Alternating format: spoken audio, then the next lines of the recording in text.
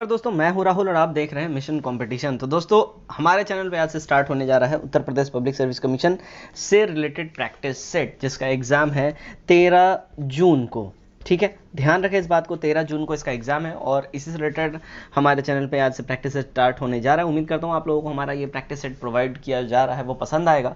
इस practice set का जो कट ऑफ मार्क्स है वो रखा गया है 61। ठीक है, तो उम्मीद करता हूँ आप सब इसको जरूर जरूर टच करेंगे और उससे बेहतरीन परफॉर्म करेंगे। चलिए बिना देरी के फटाफट से आज का जो प्रैक्टिस सेट है इसको हम स्टार्ट करते हैं।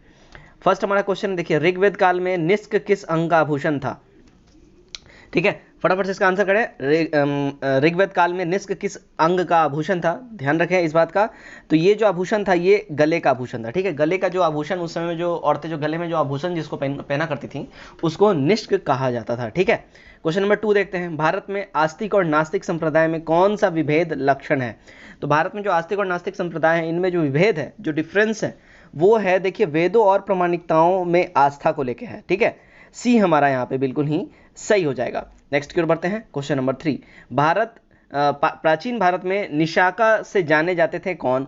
तो निशाका से जाने जाते थे, निशाका जिनको कहा जाता था वो स्वर्ण आभूषणों को कहा जाता था, निशाका। ठीक है, ध्यान रखें इस बात का, प्राचीन भारत में निशाका जो शब्द है ये स्वर्ण आभूषणों के लिए इस्तेमाल होता था। 4 देखते हैं, किस काल में अछूत की अवधारणा स्पष्ट रूप से उद्भव हुई थी? इसका जो करेक्ट आंसर हो जाएगा वो हो जाएगा धर्मशास्त्र के समय में। ठीक है, डी हमारा यहाँ सही हो जाएगा बिल्कुल ही। चलिए नेक्स्ट की ओर बढ़ते हैं, क्वेश्चन नंबर 5, अवेस्ता और ऋग्वेद में समानता है, अवेस्ता किस क्षेत्र से संबंधित है?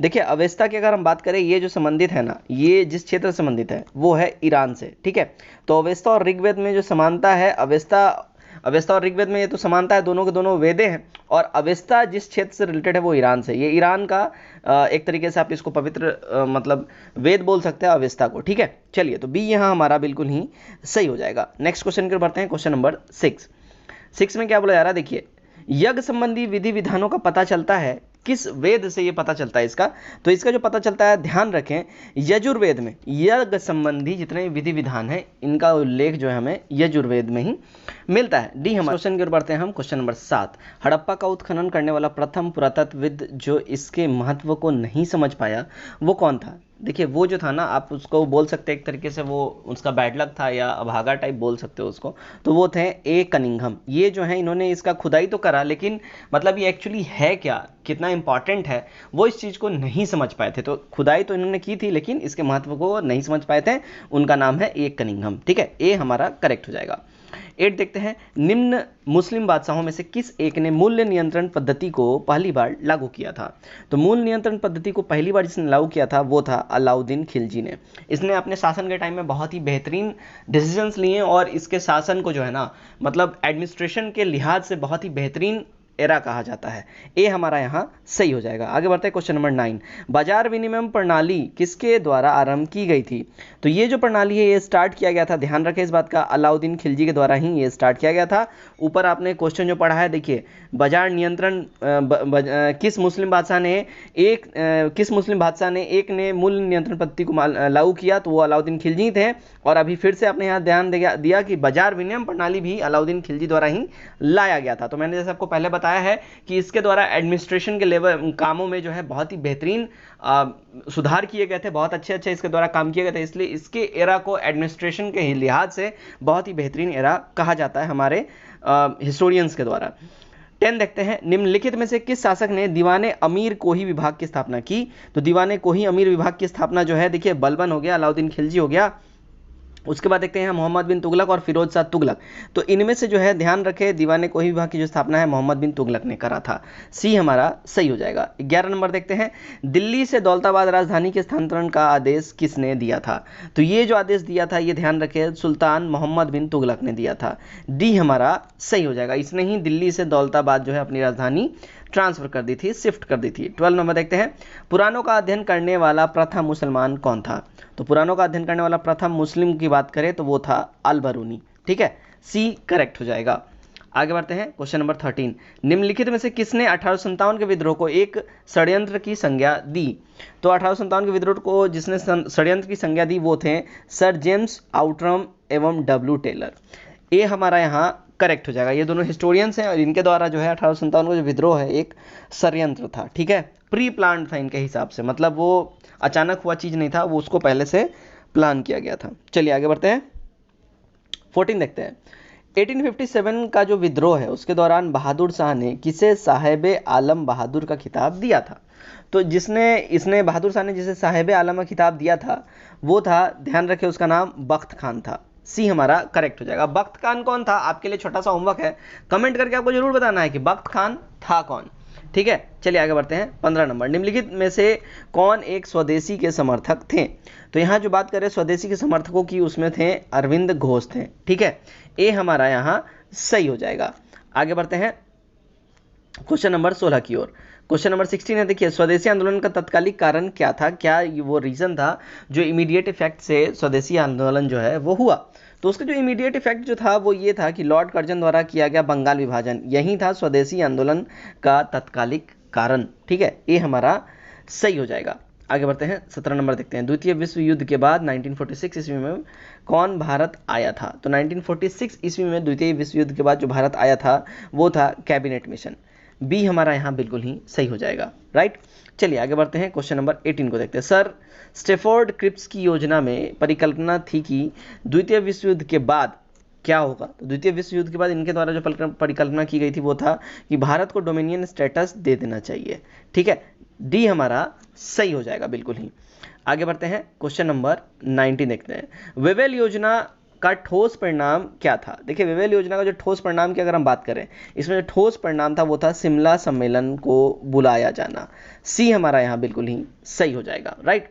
आगे बढ़ते हैं, 20 नंबर। रामोसी विद्रोह सही रूप से किस भौगोलिक इलाके में हुआ था? तो रामोसी विद्रोह जो है, अगर सही रूप से इसकी बात करें जिस भौगोलिक इलाके में ये हुआ था वो था पश्चिमी घाट। डी हमारा बिल्कुल ही यहाँ पे करेक्ट हो जाएगा। चलिए 21 देखते हैं। पृथ्वी के धरातल से ऊपर की ओर विभिन्न स्तरों का सही अनुक्रम बताना है, मतलब कि बिल्कुल ही लैंड से आसमान की ओर जाते हुए, मतलब है ना, कौन कौन से लेयर्स होते हैं पृथ्वी के हमारे ठीक है, वायुमंडल में हमारे, उसके बारे में पूछा जा रहा है। देखिए इसमें जो है, देखिए सबसे पहले तो हमारा हो जाएगा क्षोभ मंडल, फिर समताप मंडल, फिर मध्य मंडल, फिर आयन मंडल। ठीक है, सी हमारा यहाँ पे सही हो जाएगा। चलिए 22 नंबर देखते हैं। विश्व की सबसे ऊंची चोटियां किस प्रकार के पर्वतों में पाई जाती हैं? तो विश्व की सबसे ऊंची चोटियां जिस प्रकार के पर्वतों में पाई जाती हैं वो है नवीन मोरदार पर्वत। ठीक है, जिसका सबसे जो लाइव एग्जाम्पल है वो है हमारा हिमालयाज। ठीक है, यही है वो लाइव एग्जाम्पल। चलिए आगे बढ़ते हैं, 23 देखते हैं। मेघालय का पठार भाग है, क्या है मेघालय का पठार भाग? तो मेघालय का जो पठार भाग है, ध्यान रखें, ये प्रायद्वीपीय खंड है ये। ठीक है, बी हमारा बिल्कुल ही सही हो जाएगा। चलिए 24 देखते हैं। भारतीय उपमहाद्वीप मूलतः एक विशाल भूखंड का भाग था जिसे क्या कहा जाता था? तो ध्यान रखें, ये कहा जाता था गोंडवाना लैंड। ये भारतीय महाद्वीप जो है ये गोंडवाना लैंड का ही भाग था, जो कि बाद में ये हमारे एशिया से आगे टच हो गया। तो बेसिकली अगर इसको हम बात करें तो ये ऑस्ट्रेलिया का पार्ट रह चुका है। ठीक है, तो हमारा डी करेक्ट हो जाएगा। 25 देखते हैं। उत्तराखंड के किस भाग में पाताल तोड़ कुआं पाए जाते हैं? तो उत्तराखंड के जिस भाग में पाताल तोड़ कुआं जो पाए जाते हैं वो है तराई में। बी हमारा एकदम सही हो जाएगा। ठीक है, चलिए 26 देखते हैं। निम्नलिखित में से कौन एक कर्नाटक, केरल एवं तमिलनाडु राज्य के मिलने से स्थल पर स्थित है? ठीक है, मतलब यहाँ क्या क्वेश्चन बोला जाता है कि कौन सा एक ऐसा है जहाँ कर्नाटक, केरल और तमिलनाडु राज्य के मिलने से वो स्थल जो है बनता है, मतलब एक तरीके से उसको बोल सकते हैं, वो मिलन सेंटर ही बोल सकते हैं उसको। देखिए ऑप्शन देखते हैं। अन्नामलाई की पहाड़ियाँ, पालिनी पहाड़ियाँ, नंदी पहाड़ियाँ और नीलगिरी की पहाड़ियाँ। इसका जो करेक्ट हो जाएगा, देखिए नीलगिरी की पहाड़ियाँ हो जाएगी। ठीक है, डी हमारा सही हो जाएगा। 27 देखते हैं। पोर्ट ब्लेयर के समीप की प्रसिद्ध ब्लेयर प्रवाल भित्ति मृत हो रही है, क्या वो रीज़न है? देखिए ये जो रीज़न है वो है कि भूमंडलीय ऊष्मा जो है बहुत ज़्यादा बढ़ रहा है, उसी कारण से ये जो है विलुप्त हो रही है, मृत हो रही है। ठीक है, सी हमारा सही हो जाएगा। 28 देखते हैं। उत्तर और दक्षिण भारत को कौन सी पर्वत श्रृंखला पृथक करती है, यानी कि अलग करती है? तो वो जो पर्वत श्रृंखला है वो है विंध्य पर्वत श्रृंखला। सी एब्सोल्यूट यहाँ पे हमारा सही हो जाएगा। आगे बढ़ते हैं 29। ग्रीष्मकालीन मानसून किस क्षेत्र में सबसे पहले पहुंचता है? तो ग्रीष्मकालीन मानसून सबसे पहले जिस क्षेत्र में पहुंचता है वो है पश्चिमी घाट। सी एकदम ही हमारा सही हो जाएगा। चलिए आगे की ओर बढ़ते हैं। 30 नंबर। भारत के किस राज्य में उनके क्षेत्रफल का अधिकतम प्रतिशत राष्ट्रीय उद्यानों के अंतर्गत है? तो वो जो है राज्य वो है सिक्किम हमारा। ठीक है, यहीं पे जो है ज़्यादातर इसका जो है राज्य में राष्ट्रीय उद्यानों के लिए मतलब जो क्षेत्र हैं वो आवंटित किए गए हैं। 31 देखते हैं, निम्नलिखित में से कौन सी एक सबसे बड़ी संसदीय समिति है। तो सबसे बड़ी संसदीय समिति की बात करें, देखिए सबसे पहले तो ऑप्शन ए में है लोक लेखा समिति, ठीक है। ऑप्शन बी देख लेते हैं, प्रकलन समिति, सरकारी उपक्रम समिति और याचिका समिति यानी कमेटी ऑन पिटीशन, ठीक है। इसका जो करेक्ट हमारा जो आंसर हो जाएगा, देखिए प्रकलन समिति सबसे बड़ी जो है यही समिति है ना, ध्यान रखें, सबसे बड़ी संसदीय समिति प्रकलन समिति है, राइट। चलिए 32 देखते हैं, निम्नलिखित में से कौन सा एक कथन राज्य सूची के विषय में के संबंध में विधि बनाने की संसद की शक्तियों के बारे में सही नहीं है। तो वो अगर उसकी हम बात करें तो वहाँ पे जो है, देखिए ऑप्शंस आपके सामने मैं थोड़ा ला दूं। राज्यसभा में घोषित करना होगा कि ऐसा करना राष्ट्रीय हित में है। उसके बाद ऑप्शन बी में है राज्यसभा को उपस्थित और मत देने वाले सांसदों में से कम 2/3 सदस्यों द्वारा समर्पित जो है संकल्प पारित करना होगा। और सी में है ऐसी विधि संपूर्ण भारत या उसके किसी भाग के लिए बनाई जा सकती है। डी में है राज्य सूची के संबंध में विषय के संबंध में राष्ट्रीय हित में विधि केवल राज्यसभा बना सकता है। तो इसका जो हमारा करेक्ट आंसर हो जाएगा, देखिए ऑप्शन नंबर डी हो जाएगा। राज्य सूची के संबंध में विषय, राज्य सूची के संबंध के विषय में, ठीक है, राष्ट्र हित में केवल राज्यसभा ही ये बना सकता है, ठीक है, विधि बना सकता है, ठीक है। तो यहां हमारा डी सही हो जाएगा। 33 देखते हैं, भारतीय संविधान के किस अनुच्छेद के अंतर्गत भारत सरकार का दायित्व है कि वह बाह्य आक्रमण एवं आंतरिक अशांति से राज्यों की रक्षा करे। वो कौन सा ऐसा आर्टिकल है जिसके तहत ये उनको फोर्स किया जाता है सेंट्रल गवर्नमेंट को, तो वो है आर्टिकल 355, ठीक है। ध्यान रखें इस बात का, आर्टिकल 355 वो आर्टिकल है जिसके तहत जो है भारत सरकार का ये दायित्व है, उनका ये फर्ज है, उनको ये फोर्स कराया जाता है कॉन्स्टिट्यूशन के द्वारा कि वो बाहरी आक्रमण और आंतरिक अशांति दोनों तरीकों से हमारे स्टेट्स की रक्षा करे। 34, भारत के नीचे दिए गए न्यायालयों में से किन्हीं जो है अभिलेख न्यायालय माना जाता है। किसे या किन्हीं को अभिलेख न्यायालय माना जाता है, यहाँ पे ये पूछा है बेसिकली। ध्यान रखें, उच्च न्यायालय एवं उच्चतम न्यायालय को जो है अभिलेख न्यायालय की संज्ञा दी जाती है। सी हमारा सही हो जाएगा। 35 देखते हैं, भारतीय प्रशासनिक सेवा और भारतीय पुलिस सेवा को समाप्त करने की सिफारिश किसने की थी। तो इसकी जो सिफारिश की थी, देखिए पहले तो डेवर्ड आयोग है ऑप्शन में, कालेकर आयोग है ना। उसके बाद बात करें, इधर देखते हैं दो और ऑप्शन हैं हमारे, खेर आयोग ने और राजमन्नार आयोग ने। तो इसको जो सिफारिश की थी, ये ध्यान रखें, राजमन्नार आयोग ने करा था। डी हमारा सही हो जाएगा, ठीक है। भारत के राष्ट्रपति चुने जाते हैं, कैसे चुने जाते हैं भारत के राष्ट्रपति, तो भारत के राष्ट्रपति जो चुने जाते हैं, ध्यान रखें इस बात का, वो राज्यसभा, लोकसभा और राज्य की विधानसभाओं के निर्वाचित सदस्यों द्वारा, उनके वोटिंग के द्वारा वो चुने जाते हैं। डी हमारा सही हो जाएगा। 37 देखते हैं, भारत के राष्ट्रपति को उनके पद से हटाया जा सकता है, कैसे हटाया जा सकता है। देखिए उनको केवल उनके पद से संसद के द्वारा ही हटाया जा सकता है, ठीक है, उनके द्वारा ही हटाया जा सकता है। कैसे हटाया जा सकता है, किस आर्टिकल के तहत हटाया जा सकता है, वो आप नीचे कमेंट करके बताएं। वैसे मैं आपको बता दूं, इन पे महाभियोग चला के हटाया जा सकता है। किस आर्टिकल के तहत इनके ऊपर महाभियोग चलता है, ये कमेंट करके आपको जरूर बताना है। 38 देखते हैं, संविधान के निम्नलिखित अनुच्छेदों में से किस एक के अंतर्गत संघ की कार्यपालिका शक्ति राष्ट्रपति में निहित होती है। तो संघ की कार्यपालिका शक्ति जो राष्ट्रपति में निहित होती है, वो कहा गया है आर्टिकल 53 के तहत में। सी हमारा सही हो जाएगा। चलिए 39 देखते हैं, राष्ट्रपति द्वारा जारी एक अध्यादेश संसद के सत्र शुरू होने के बाद कितने समय तक रखा जाना आवश्यक है।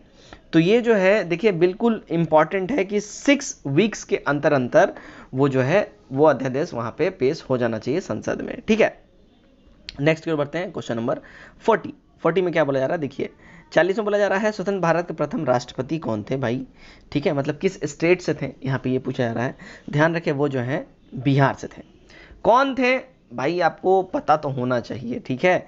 अगर नहीं पता है, मैं नेक्स्ट वीडियो में जरूर बताऊंगा, लेकिन आई होप मेरे जितने सब्सक्राइबर हैं ये सब इतने शार्प, इतने तेज तो हैं कि आई होप कि 99% हमारे सब्सक्राइबर को ये जरूर पता होगा कि प्रथम राष्ट्रपति भारत के कौन थे। वैसे वो बिहार से थे, और कौन थे कमेंट करके आपको बताना है। 41 देखते हैं, चलिए, भारत को किस रूप में परिभाषित किया जा सकता है।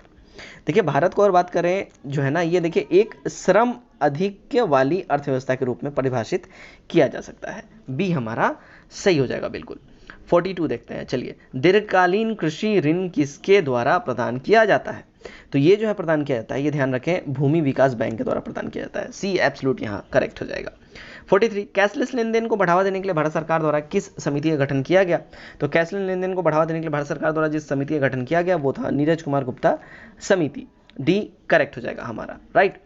44 देखते हैं, वित्तीय निवेश के विशिष्ट व्यवहार में मंदडिया यानी कि बियर शब्द किसका घोतक है? तो बियर शब्द जो घोतक है वो ध्यान रखें, वैसे निवेश का जो एक महसूस करता है, वैसे निवेशक का जो यह महसूस करता है कि अमुक प्रतिभूति की कीमत गिरने वाली है। ठीक है, ए हमारा करेक्ट हो जाए, उसी को बियर कहा जाता है। नेक्स्ट देखते हैं 45, गिनी गुणांक का प्रयोग किसके लिए किया जाता है? तो गिनी गुणांक का जो प्रयोग है ध्यान रखें वो आय के वितरण समानता के लिए किया जाता है। ए हमारा सही हो जाएगा। 46 देखते हैं, भारत में कौन तृतीय क्रियाकलाप है? देखिए भारत में जो तृतीय क्रियाकलाप की अगर हम बात करें, जो तृतीय क्रियाकलाप है वो है देखिए विपणन। डी हमारा सही हो जाएगा, भारत में इसी को तृतीय क्रियाकलाप कहा जाता है। 47, समावेश वृद्धि के लिए आवश्यक क्या है? देखिए समावेश वृद्धि के लिए जो आवश्यक है वो है क्या है? तो अधोसंरचनात्मक सुविधाओं का विकास, कृषि का पुनरुद्धार, शिक्षा एवं स्वास्थ्य जैसी सामाजिक सेवाओं का आधिकारिक उपलब्धता, यानी कि ऑल ऑफ दीज हो जाएगा। ऑप्शन नंबर डी हमारा यहाँ सही हो जाएगा। 48 देखते हैं, निम्न कारणों से सकल राष्ट्रीय उत्पाद यानी जीएनपी में श्रम की भागीदारी कम है। क्या कम है? तो इसमें जो है कीमतों की तुलना में मजदूरी में ये श्रम की भागीदारी जो है वो काफ़ी कम है। डी हमारा यहाँ सही हो जाएगा। 49, गेहूं की सिंचाई हेतु अति क्रांतिक अवस्था जो है क्या है? तो अति क्रांतिक अवस्था की अगर हम बात करें, ये जो है ना ताज निकलने की अवस्था है। ठीक है, ये हमारा यहाँ सही हो जाएगा। 50 नंबर देखते हैं, चलिए हरियाली योजना किससे रिलेटेड है, किससे संबंधित है? ये हरियाली योजना जो है, ये हरियाली योजना है जल प्रबंधन से रिलेटेड। सी एब्सोल्यूट यहाँ पे करेक्ट हो जाएगा।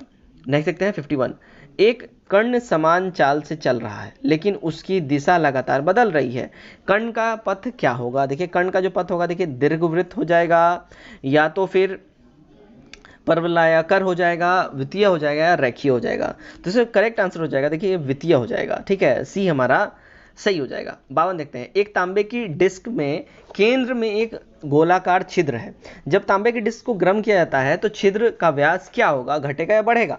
ध्यान रखें वो हमेशा बढ़ेगा। कोई भी चीज़ आप गर्म करोगे तो पिघलता है और फिर वो अपना जो एरिया है वो फैलाता ही है ना। तो सी हमारा यहाँ सही हो जाएगा। चलिए 53 देखते हैं, प्रिज्म से गुजरने पर प्रकाश का कौन सा रंग सबसे अधिक विचलन दर्शाता है? तो सबसे अधिक विचलन जो दर्शाता है वो होता है बैगनी प्रकाश। सी हमारा बिल्कुल ही यहाँ सही हो जाएगा। 54, एक पिंड को एक वृत्त में घुमाए जाने से इस पर किया गया कार्य होता है क्या? इस पर जो किया गया कार्य होता है वो होता है शून्य। सी एब्सोल्यूट यहाँ पे हमारा सही हो जाएगा। 55 देखते हैं, इनमें से कौन विद्युत चुंबकीय तरंग नहीं है? देखिए इसमें विद्युत चुंबकीय तरंग की अगर हम बात करें जो नहीं है वो है ध्वनि तरंग। बी हमारा यहाँ सही हो जाएगा। 56 नंबर देखते हैं, कौन सा पदार्थ प्रकाश संश्लेषण दौरान अपचयित होता है? देखिए प्रकाश संश्लेषण दौरान जो अपचयित होता है वो होता है कार्बन डाइऑक्साइड। ए एब्सोल्यूट हमारा यहाँ करेक्ट हो जाएगा। 57 चेकआउट करते हैं, चलिए रेटिना पर नेत्र द्वारा निर्मित प्रतिबिंब जो है कैसा होता है? तो रेटिना पर जो नेत्र द्वारा जो प्रतिबिंब बनाया जाता है वो ध्यान रखें वो वास्तविक और उल्टा और छोटा होता है। ए हमारा सही हो जाएगा। 58, बरगद के पेड़ के तने से नीचे लटकने वाली मोटी जड़ें क्या कहलाती हैं? तो ऐसी मोटी जड़ों को ध्यान रखें वो स्तंभ मूल इसको कहा जाता है। सी हमारा सही हो जाएगा। 59, निम्नलिखित में से कौन www का आविष्कारक माना जाता है? तो www का जो आविष्कारक जिन्हें माना जाता है वो हैं टिम बर्नर्स-ली। सी एब्सोल्यूट हमारा सही हो जाएगा। राइट। 60 नंबर देखते हैं, निम्नलिखित में से कौन एल्कोहल के निर्माण में प्रयुक्त होता है? एल्कोहल के निर्माण में क्या यूज़ होता है यहाँ पे पूछा जा रहा है। देखिए इसके निर्माण में जो है ध्यान रखें यीस्ट का इस्तेमाल किया जाता है इन चारों ऑप्शंस में से। ठीक है, डी हमारा सही हो जाएगा। आगे बढ़ते हैं 61, संयोजक अणु का एक उदाहरण क्या है? देखिए संयोजक अणु का जो उदाहरण है वो है लेड क्लोराइड। ठीक है, बी एब्सोल्यूट करेक्ट हो जाएगा। चलिए आगे बढ़ते हैं 62 नंबर में क्या है? एक परमाणु के 19 प्रोटॉन और 20 न्यूट्रॉन है, उनकी द्रव्यमान संख्या क्या होगी? देखिए उनकी द्रव्यमान संख्या की जो बात करें वो हो जाएगी 39। डी एब्सोल्यूट करेक्ट हो जाएगा। 63, मरकरी और सोडियम स्ट्रीट लैंप किसके कारण रोशनी देते हैं? तो ये जो स्ट्रीट लैंप्स हैं ध्यान रखें ये इलेक्ट्रॉन उत्सर्जन की वजह से ये लाइट देते हैं। सी सही हो जाएगा हमारा। 64 देखते हैं, क्वेश्चन नंबर 64 हमारा है, देखिए विद्युत रूप में परमाणु क्या है? विद्युत रूप में परमाणु क्या है? तो विद्युत रूप में जो परमाणु है वो हमेशा याद रखें उदासीन होता है। ए एब्सोल्यूट हमारा करेक्ट हो जाएगा। 65 देखते हैं, एक मिश्रण के रंगीन घटकों को अलग करने के लिए उपयोग की जाने वाली प्रक्रिया कौन सी है? तो इसमें जो प्रक्रिया यूज होती है वो ध्यान रखें, वो है क्रोमेटोग्राफी। डी एब्सोल्यूट हमारा सही हो जाएगा, राइट। चलिए आगे बढ़ते हैं, 66 देखते हैं। 66 में क्या है? यूरेनियम पौधे के किस भाग से इसका तेल जिसका उपयोग जो है सुगंध बनाने के लिए किया जाता है निकाला जाता है? तो यूरेनियम के जो पौधे से जिस भाग से ये निकाला जाता है वो होते हैं पत्तियां। ए हमारा सही हो जाएगा। 67 नंबर देखते हैं हम, कौन सा वृक्ष वनों का राजा कहलाता है? तो वो वृक्ष जिसको वनों का राजा कहा जाता है वो वृक्ष हमारा, ध्यान लगे पहले ऑप्शन तो हम देख लें। पहले जो हमारा ऑप्शन देखिए, पैपलर है, नीम है, टिक है और पीपल है। इसका जो करेक्ट हो जाएगा वो हो जाएगा टिक। तो टिक को जो है, इस वृक्ष को वनों का राजा कहा जाता है ना। चलिए 68 देखते हैं, पृथ्वी पर अधिकांश ऑक्सीजन किससे उत्पादित होता है? तो पृथ्वी पे जो है अधिकांश जो ऑक्सीजन है वो ध्यान रखिए जो उत्पादित होता है ये होता है शैवालों से। बी एब्सोल्यूट हमारा करेक्ट हो जाएगा। 69 देखते हैं, पौधे और अन्य पशुओं दोनों का भक्षण करने वाले पशु क्या कहलाते हैं? तो इनके द्वारा जो भक्षण करने वाले जो पशु होते हैं वो कहलाते हैं, ध्यान रखें, सर्वभक्षी कहा जाता है उनको। ए एब्सोल्यूट हमारा करेक्ट हो जाएगा। 70 नंबर, निम्न में से किस देश ने मई के प्रथम सप्ताह में क्रिकेट बॉल पर थूक लगाने को बैन कर दिया यानी प्रतिबंध कर दिया है? तो वो जो देश है वो है ऑस्ट्रेलिया। सी एब्सोल्यूट हमारा राइट हो जाएगा। 71, चरण पादुका अभियान किस राज्य के पुलिस ने चलाया है? देखिए चरण पादुका जो अभियान है ये चलाया है मध्य प्रदेश पुलिस ने। बी करेक्ट हो जाएगा हमारा, ठीक है। क्वेश्चन देखते हैं, नेक्स्ट क्वेश्चन हमारा, मोर टुगेदर अभियान निम्न में से किसके द्वारा स्टार्ट किया गया है? तो ये जो स्टार्ट किया गया देखिए फेसबुक के द्वारा स्टार्ट किया गया, ठीक है। मोर टुगेदर अभियान जो है ये आप देखते होंगे फेसबुक पे ये लिखता है मोर टुगेदर, है ना, फेसबुक द्वारा ये स्टार्ट किया गया है। ये हमारा सही हो जाएगा। 73 देखते हैं, चलिए 73 हमारा है, कौन सा देश 2020 के अंत तक आर्थिक जलवायु तथा पर्यावरण पर नजर रखने के लिए आर्कटिक एम नामक उपग्रह ये लॉन्च करेगा? तो आर्कटिक एम नामक जो उपग्रह ये जो लॉन्च करेगा ये जो देश है वो है रशिया। डी हमारा बिल्कुल ही सही हो जाएगा। 74 नंबर देखते हैं, सर्वाधिक रणजी मैच खेलने वाले भारतीय खिलाड़ी कौन है? देखिए सबसे ज़्यादा रणजी मैच जो खेलने वाले भारतीय खिलाड़ी हैं वो हैं वसीम जाफ़र, ठीक है। ये ध्यान रखिए, ये अभी बांग्लादेश के ये कोच भी रह चुके हैं वसीम जाफ़र। अभी करेंट टाइम में ये है या नहीं है मेरे को ध्यान में नहीं है, अगर हैं तो आप जरूर कमेंट करके बताएं। 75 देखते हैं, विश्व आयुर्वेद महोत्सव 2020 का आयोजन कहाँ हुआ? तो विश्व आयुर्वेद महोत्सव का जो आयोजन है ये स्टार्ट हुआ है, ये कोच्चि में हुआ है, ठीक है। सी एब्सोल्यूट हमारा सही हो जाएगा। 76 देखते हैं, समावेशी इंटरनेट सूचकांक 2020 में शीर्ष स्थान पर कौन सा देश रहा है? तो टॉप पोजीशन की अगर बात करें वो जो देश रहा है वो है स्वीडन। ए एब्सोल्यूट करेक्ट हो जाएगा। 77 नंबर देखते हैं, 2019 में भारत में डिजिटल लेन देन का सर्वाधिक पसंदीदा तरीका क्या रहा? तो डिजिटल लेन देन का सर्वाधिक पसंदीदा तरीका जो था 2019 की बात कर रहे हैं हम, क्योंकि यहाँ पे प्रीवियस जो पूछे जाते हैं करंट अफेयर्स पहले के, इसलिए मैं यहाँ पे पहले का करंट अफेयर्स इंक्लूड कर रहा हूँ, फिर 2020 में रहेगा और 21 अभी लेटेस्ट जो है अभी इसमें आएगा आगे चल के, ठीक है। तो इसमें जो हो जाएगा हमारा करेक्ट जो हो जाएगा देखिए यूपीआई भुगतान हो जाएगा, ये हमारा करेक्ट हो जाएगा, ठीक है।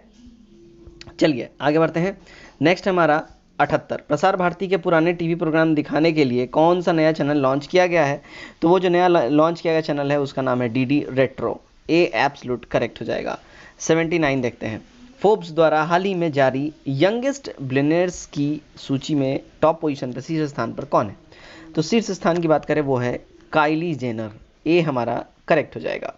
चलिए 80 नंबर देखते हैं, 80 नंबर में क्या बोल रहा है, ऑस्ट्रेलियाई ओपन टेनिस 2020 का एकल खिताब किसने जीता? सिंगल्स जो है किसने ये जीता है?